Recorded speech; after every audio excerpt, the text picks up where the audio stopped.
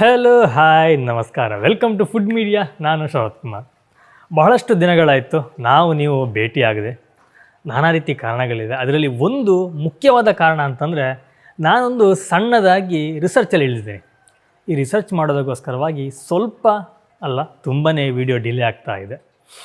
ಸ್ನೇಹಿತರೆ, ನಿಮಗೆಲ್ಲ ಗೊತ್ತಿರ್ಬೋದು, ನಾವು ಸಾಮಾನ್ಯವಾಗಿ ಕೃಷಿಯನ್ನು ಯಾವ ರೀತಿ ಮಾಡ್ತೀವಿ ಅಂತಂದರೆ, ಮಣ್ಣಿನಲ್ಲಿ ಗಿಡಗಳನ್ನು ನಟ್ಟು ಕೃಷಿ ಮಾಡುವಂಥದ್ದು ನೋಡಿದ್ದೀರಿ. ಆದರೆ ತರಕಾರಿಗಳನ್ನಾಗಲಿ ಅಥವಾ ಹೂಗಳನ್ನಾಗಲಿ ಪ್ರತಿಯೊಂದನ್ನು ಕೂಡ ಮಣ್ಣಿಲ್ಲದೆ ಕೇವಲ ನೀರಿನಲ್ಲಿ ಸಹ ನಾವು ಬೆಳಿಬೋದು. ಅದೇ ಒಂದು ಪ್ರಯೋಗದಲ್ಲಿ ನಾನು ಒಂದು ಸಿಂಪಲ್ ಆದಂಥ ಒಂದು ಸೆಟಪ್ ಮಾಡಿಕೊಂಡು ಈ ಒಂದು ಎಕ್ಸ್ಪೆರಿಮೆಂಟ್ಗೆ ಇಳಿದಿದ್ದೇನೆ.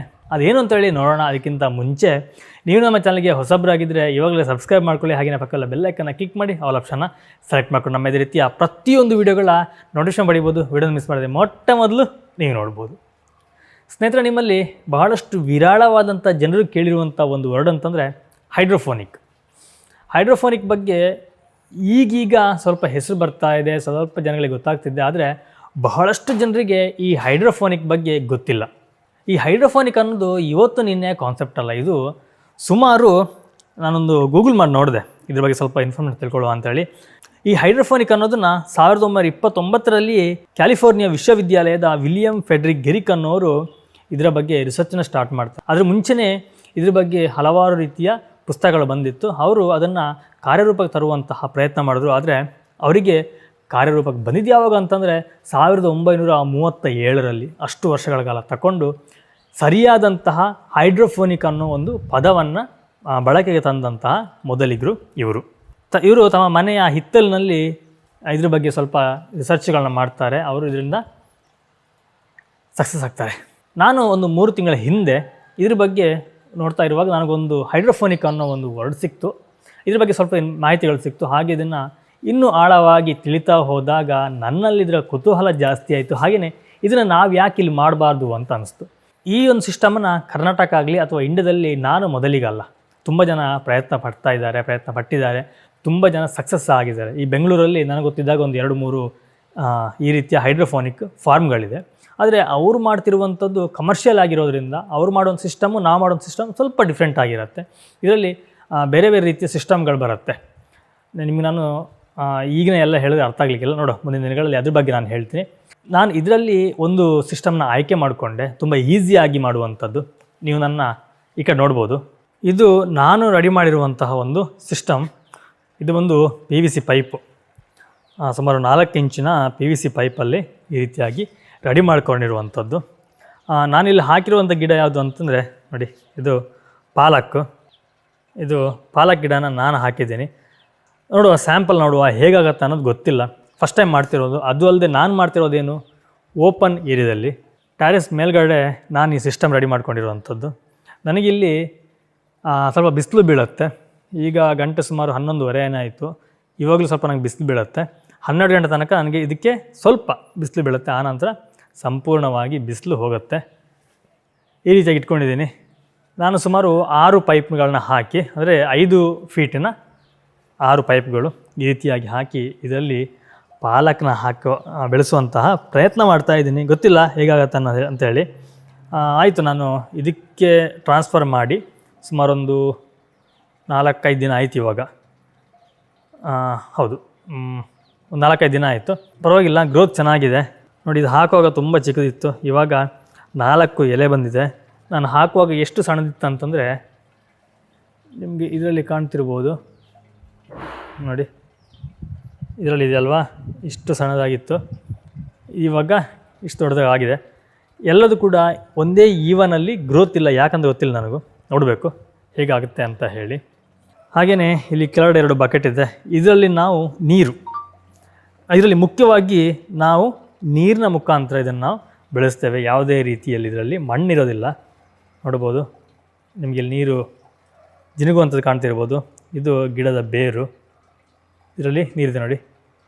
ನಾವು ನೀರಲ್ಲಿ ಹಾಕಿ ಇದನ್ನು ಬೆಳೆಸುವಂಥದ್ದು. ನೀರಿನ ಟ್ಯಾಂಕ್ ಇಲ್ಲಿದೆ.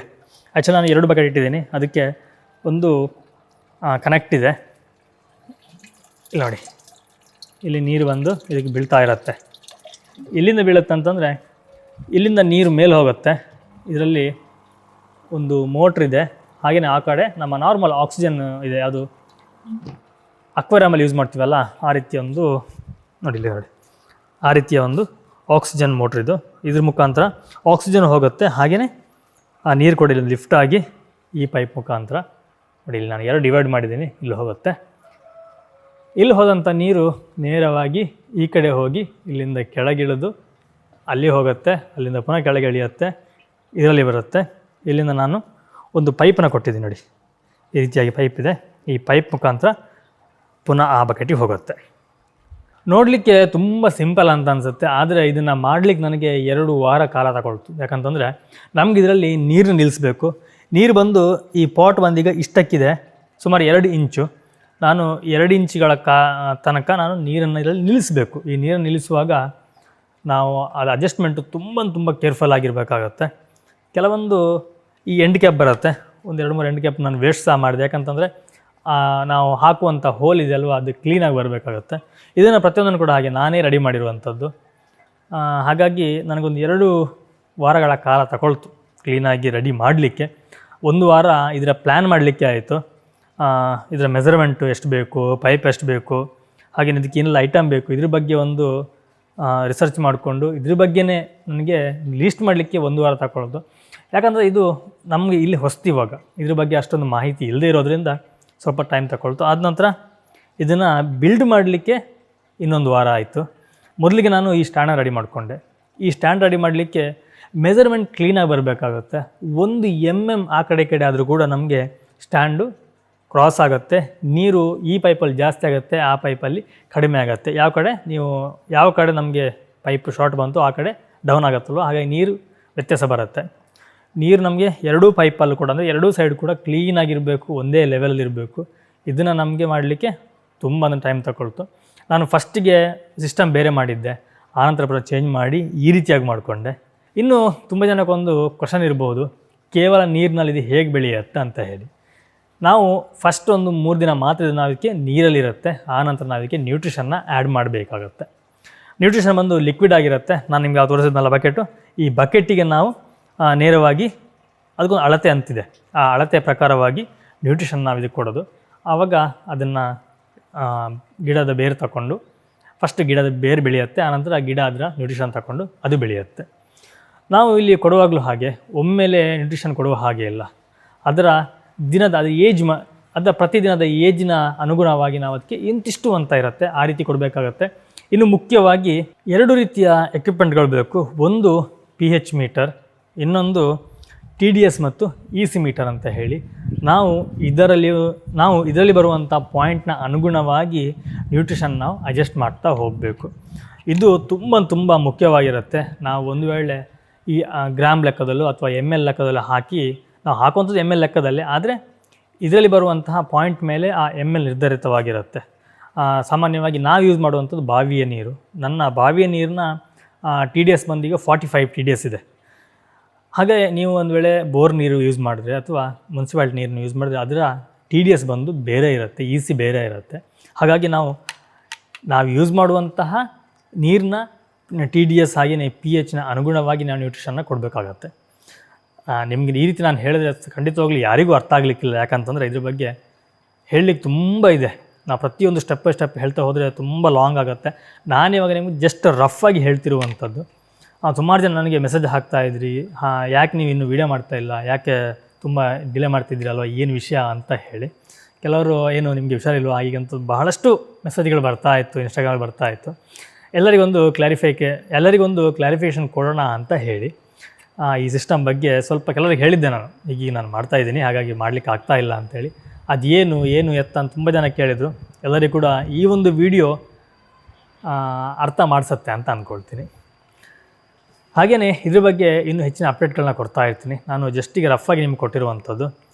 ನಿಮಗೇನಾದರೂ ಡೌಟ್ಸ್ಗಳಿದ್ದರೆ, ಏನಾದರೂ ಇದ್ರ ಬಗ್ಗೆ ಮಾಹಿತಿ ಬೇಕು ಅಂತಂದರೆ ಖಂಡಿತವಾಗ್ಲೂ ನಿಮಗೆ ಕಮೆಂಟಲ್ಲಿ ಕೇಳಿ, ನಾನು ನಿಮಗೆ ಇದ್ರ ಬಗ್ಗೆ ಸಂಪೂರ್ಣವಾದಂತಹ ಮಾಹಿತಿನ ಕೊಡ್ತೀನಿ. ಹಾಗೆಯೇ ಇನ್ನು ದಯವಿಟ್ಟು ಮೆಸೇಜಲ್ಲೆಲ್ಲ ಹಾಕಬೇಡಿ ಟ್ರೈನಿಂಗ್ ಕೊಡ್ತೀರಾ ಅಂತ ಹೇಳಿ. ನಾನಿನ್ನು ಟ್ರೈನಿಂಗ್ ಕೊಡುವಂಥ ಮಟ್ಟಿಗಿಲ್ಲ, ಯಾಕಂದ್ರೆ ನಾನೇ ಒಬ್ಬ ಟ್ರೈನಿ ಆಗಿದ್ದೀನಿ. ಈಗ ಇದ್ರ ಬಗ್ಗೆ ಎಕ್ಸ್ಪೆರಿಮೆಂಟ್ ನಾನು ಮಾಡ್ತಾಯಿದ್ದೀನಿ. ಇಲ್ಲಿ ಲೋಕಲ್ ಯಾರ ಹತ್ರ ಗೊತ್ತಿದ್ದರೆ ಕೇಳಿ ತಿಳ್ಕೊಬೋದಾಗಿತ್ತು, ಬಟ್ ಇದ್ರ ಬಗ್ಗೆ ಯಾರಿಗೂ ಮಾಹಿತಿನೇ ಇಲ್ಲ. ನಾನು ಈ ಪೈಪ್ ತರುವಾಗಲೂ ಹಾಗೆ ಅವರಿಗೆ ಅಂಗಡಿಯವರಿಗೆ ಹೇಳಿದಾಗ ಅದು ಏನು ಅಂತೇಳಿ ಬಹಳಷ್ಟು ಜನರು ಪ್ರತಿಯೊಂದು ಕೂಡ ಹಾಗೆ ನಾನು ಒಂದು ಐಟಮ್ ತರುವಾಗ ನನಗೆ ಇಂಥದ್ದು ಬೇಕು ಅಂತ ಹೇಳಿದಾಗ ಅವರಿಗೆ ಅರ್ಥ ಆಗ್ತಿರಲಿಲ್ಲ. ಹಾಗಾಗಿ ನಾನು ಸಹ ಇದನ್ನೀಗ ಕಲಿಬೇಕು ಅಂತಂದರೆ ನಾನು ಇದನ್ನು ಸಂಪೂರ್ಣವಾಗಿ ಮಾಡಿ 1-2 ಕ್ರಾಪ್ ಆಗಬೇಕು. ಆನಂತರ ನನಗೆ ಒಂದು ಸಾಧಾರಣ ಮಟ್ಟಿಗೆ ಐಡಿಯಾ ಬರುತ್ತೆ. ಇನ್ನೊಂದೇನು ಅಂತಂದರೆ ಈ ರೀತಿಯಾಗಿ ಹೈಡ್ರೋಫೋನಿಕನ್ನು TFT ಅಂತ ಹೇಳ್ತಾರೆ. TFTನ ಬೆಂಗಳೂರಲ್ಲಿ ತುಂಬ ಜನ ಮಾಡ್ತಾರೆ, 1-2 ಕಡೆ 3 ಕಡೆ ಮಾಡ್ತಿದ್ದಾರೆ.